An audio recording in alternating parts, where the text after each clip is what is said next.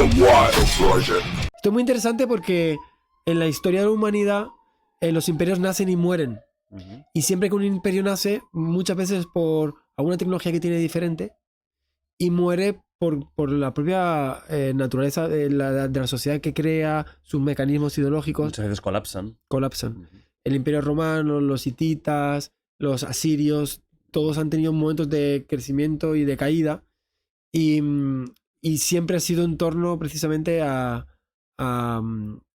tecnologías, formas de pensar, organización política, algo novedoso que aportan y que tienen diferente a los pueblos que les rodean, que les hace prosperar más, tener mejor economía. Entonces, no hay que olvidar que los imperios nacen y mueren y el americano tuvo su auge en esa época. Y dentro de ese auge, que vino en la posguerra, inmediatamente posterior, surgió dentro del contexto de esta bomba nuclear que se creó como pretexto de la amenaza nazi, donde los científicos estuvieron engañados para trabajar en unas condiciones de presión inusitadas y dentro de en medio de un desierto estuvieron encerrados miles de científicos, mejores cerebros mundiales con presupuesto ilimitado, con una mentira de fondo que era esa bomba es para evitar que los nazis la tengan, cuando los nazis no la tenían y los servicios secretos lo sabían. En ese contexto nos damos cuenta que la bomba no tenía la función de acabar con los nazis, sino de usarla como una herramienta intimidatoria para una fase nueva que surgiría en el orden mundial, que ya no es Estados Unidos contra los nazis, sino las dos grandes potencias que emergen que son los soviéticos y los americanos. Que eran dos formas de ver el mundo, además, no solo dos potencias, ¿no? Y lo curioso es que eran aliados, y en teoría como aliados deberían cooperar, pero en este contexto de Estados aliados, los americanos escondieron y mintieron acerca del desarrollo de la bomba a Stalin. Lo curioso del caso es que es una historia demasiado larga, pero lo curioso del caso es que Stalin tiene una red de informadores y espías que incluso tuvieron un Fuchs. Klaus Fuchs era un físico alemán comunista que pasó todas las fases, o sea, pasó todas las revisiones que tuvo. Y era un nerd con gafitas, matemático brillante. Trabajó con Rudolf Peierls en Inglaterra y con Otto Fisk, que fue el padre de la fisión. O sea, rápidamente se colocó con los científicos más importantes de Inglaterra. Se volvió indispensable porque era muy buen matemático. Entró en ámbitos de confianza de estos científicos ingleses. Estuvo sospechoso y bajo lupa y tuvo que ir de exilio a Canadá. Porque en esa época había una paranoia con todo lo que pudiera ser comunista gigante, ¿no? Y espías. Esto es un poquito antes de la Casa de Brujas de McCarthy y todo esto. Estos son los 40. Estamos en guerra, o sea, ya están mandándose bombas. Hay un run de que puede haber una bomba atómica en camino. Los países se ponen todas las pilas. Hay un proyecto de bomba alemán, que son los primeros. Hay un proyecto de bomba inglés, que son los segundos. Y luego surge el proyecto Manhattan. Pero el primero es el inglés. Y el inglés nace con el Otto Frisch y Rudolf Peierls, que tienen a Klaus Fuchs como uno de sus más cercanos. Del equipo. Que no saben que es comunista. Y que lo ocultan muy bien. Que manda información. Ya en Inglaterra, en ese momento no. Ya en ese momento entra en contacto con una célula comunista y empieza a colaborar. Luego es enviado a Estados Unidos, de nuevo se gana confianza y acaba el proyecto Manhattan siendo incluso amigo de Richard Feynman. De nuevo todos hablando súper bien de él, una persona súper tal, comedida, no da ningún problema y fue el principal informador del bando aliado, o sea, sobre los soviéticos, ¿no? Sí, y un incalculable la cantidad de conocimiento que transfirió. Es muy bonito porque yo esa historia la vi como la de un traidor y una persona que merece un gran castigo, ¿no? Pero la historia es muy peculiar porque si lo ves de otro lado puede ser un liberador, un héroe. Depende desde el prisma en que lo mires, pues un héroe es un villano, ¿no? Esto, y entramos de nuevo en un terreno que el que yo no me manejo muy bien, pero por la documentación del vídeo y el enfoque que encontré dentro de todo esto, ocurre que es bastante evidente que el arma, la posesión del arma fue mantenida por los americanos en contra de los científicos. Cuando se acabó la Segunda Guerra Mundial, los científicos dijeron, liberemos todo. La comunidad científica tiene que ser... Se cerró la apertura científica cuando empezó la guerra para evitar que haya fugas de conocimiento hacia otros países. Se cerró, dejando de publicar. Y cuando se acabó la Guerra Mundial dijeron, vamos a abrirlo como se hace en la comunidad científica. Pero desde el gabinete de Truman, que ahora era el nuevo presidente, se intentó frenar esto, y también Churchill. Fueron los dos grandes enemigos de esta apertura del secreto armamentístico. La idea era usar el arma como un poder negociador. Yo tengo esta arma, a ver, ¿qué opinas tú? ¿Sí? ¿Sí? ¿Te parece bien? Pues mira, tengo esto, te enseño. Ahí lo tienes. Muchas Ahora mejor, personas pensaban que no se encontraría un buen clima negociador, digamos, imparcial y sano posguerra si uno de los bandos tiene esa base extorsionadora tan potente. Y muchas personas, Bohr, Oppenheimer y muchos otros científicos firmaron cartas, Szilard, o sea, hay muchos científicos que votaban por esta apertura del secreto militar.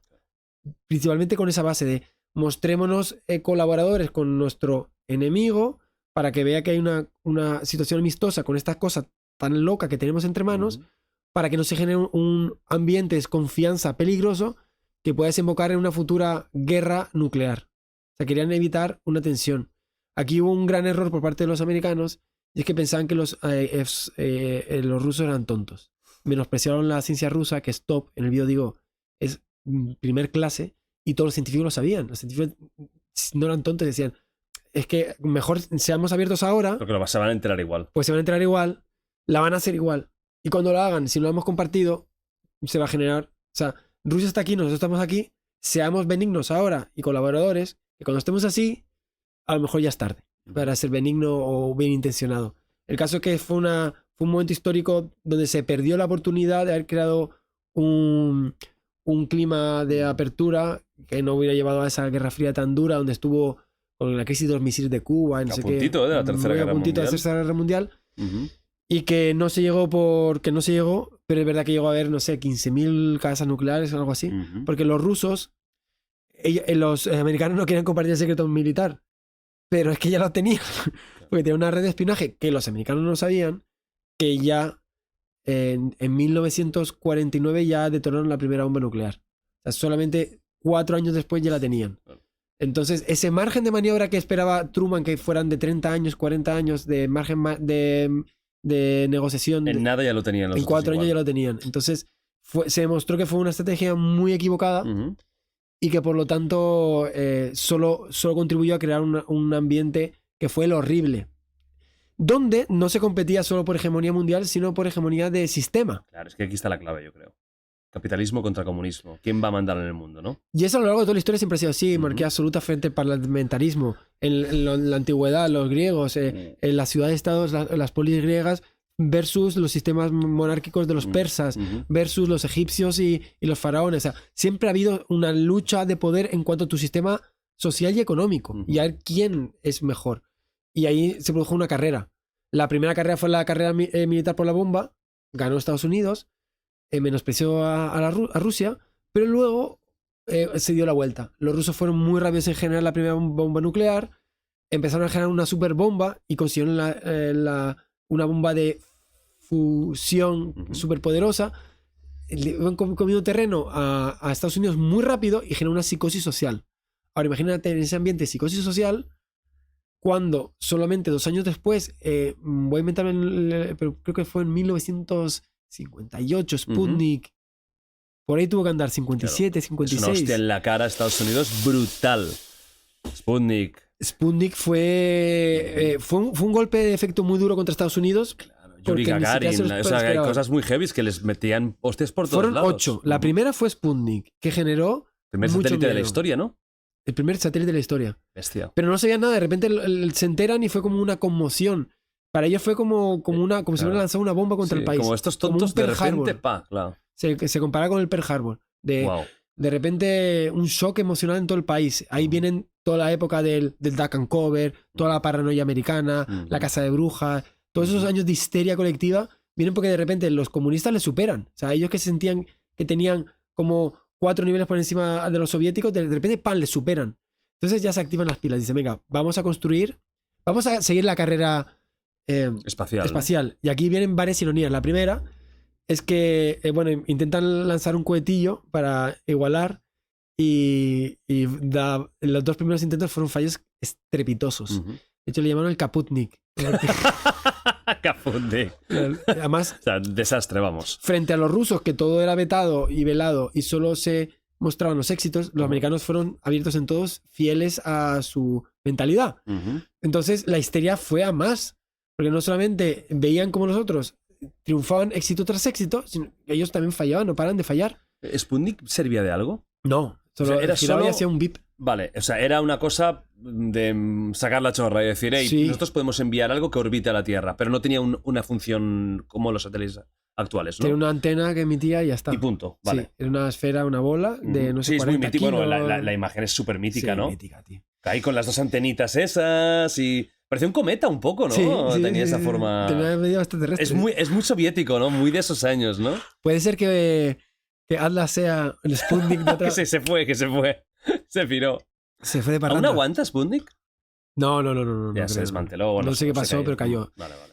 Pero la historia todavía se pone más interesante porque dentro de esta situación llega JFK con una nueva retórica. Tenemos que recuperar el orgullo americano y pasa por vencer a los soviéticos. Porque los soviéticos no solamente habían lanzado el primer satélite artificial, el primer vuelo de Gagarin, la primera... Laika, ¿no? Sí, la primera mujer en el espacio, Valentina Teresova, la primera caminata espacial. Ganaban todo. La primera maniobra en el espacio, todo ganaron todo. O sea, si esta batalla va por puntos, iban 8-0. Y ya JFK dice... pero en el contexto de guerra, ya de nuevo, de capacidad de producción, o sea, guerra, digamos, económica, de quién puede más, y de intimidación. Porque aquí viene el segundo punto clave. Si tú eres capaz de poner un satélite en órbita, ese satélite lo pones con un cohete. Un cohete cambia 2 cositas y es un misil. Claro. Sí, que realmente podía convertirse de una cosa como bonita para la humanidad a un arma. Sí, puedes hacer 2 tipos de carreras armamentísticas. Una escondida, militar, y otra, digamos, fingida. Camuflada, ¿no? De hecho, aquí viene otro giro muy curioso de la historia. Hubo un arma muy potente en la Segunda Guerra Mundial, que son los V2. Creo que es el arma de la venganza en mega fan. Bueno, son muy míticos de la Guerra Mundial. Estos V2, fueron creados por ingenieros alemanes que en esa época eran los punteros. La cohetería fue desarrollada por unos pioneros. Hubo varios, entre ellos hubo un americano, Korolov es el ruso, el americano se llama... Porque es el típico da nombre a muchas... Bueno, luego lo busco. Vale. Pero es un clásico, el americano, el ruso, y luego hay otro padre que es Von Braun, que le gustaba jugar con estas cosas, consigue convencer a los nazis de la importancia de esta tecnología y monta una primera cohetería, ingeniería, con un equipo para crear armas de destrucción. Con eso crea el V2, que es el primer... De largo alcance, claro. Primer misil balístico de largo alcance con el que se bombardea, por cierto, Amberes, Ámsterdam y Londres. Se lanzaron más de 1000 durante la Segunda Guerra Mundial y causaba mucho terror. Claro, Londres entraba en pánico cada vez que había las alarmas, ¿no? Todo el mundo en refugios.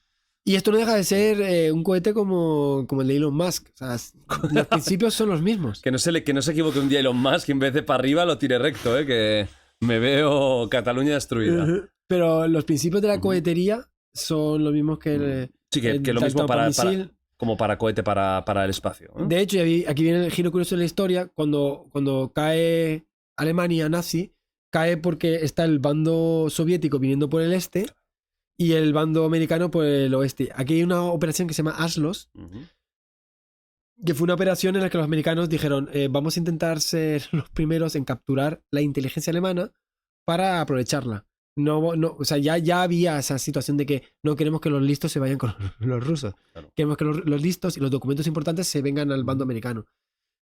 Von Braun sabe de esta situación y él mismo hace una serie de movimientos para que él y su equipo sean capturados por los americanos. Él prefiere el bando americano y él se entrega al bando americano.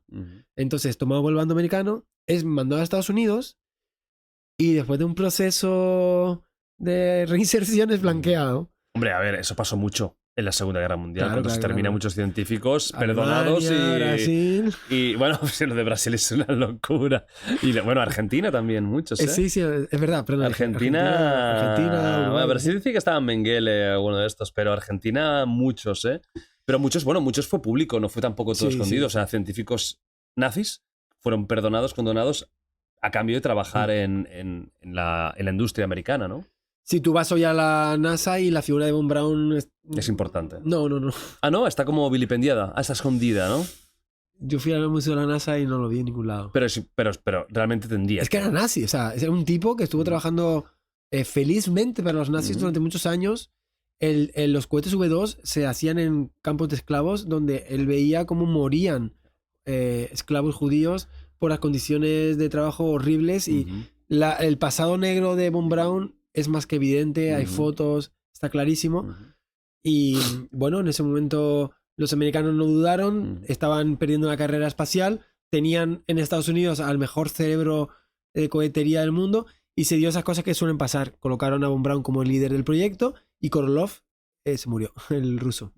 Entonces lo que era un 8-0 empezó a recortarse. Los americanos fueron poniendo mucho dinero y mucho esfuerzo en la carrera espacial porque el prestigio iba en esa misma carrera. Le invirtieron, fueron 400.000 personas y no sé si fue un 4 o un 5% del PIB. Una puta locura. Wow. Entonces, todo el país entregado a vencer a los rusos.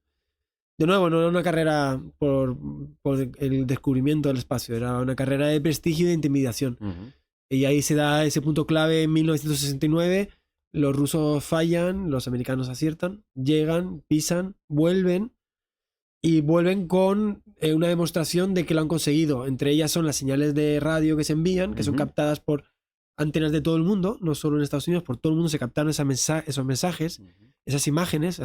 Esas imágenes y todo eso se captura, se recibe. O sea, en Rusia una antena recibe esa imagen. Sí, que hay estaciones telemáticas que reciben las imágenes no tan solo en Estados Unidos, sino en todo el mundo, ¿no? Y todos luego son tomadas rocas en cantidades de toneladas y son mandadas a todos los países, las embajadas de Estados Unidos en cada país para que vayan al laboratorio de todo el mundo y comprueben el origen lunar de esas piedras.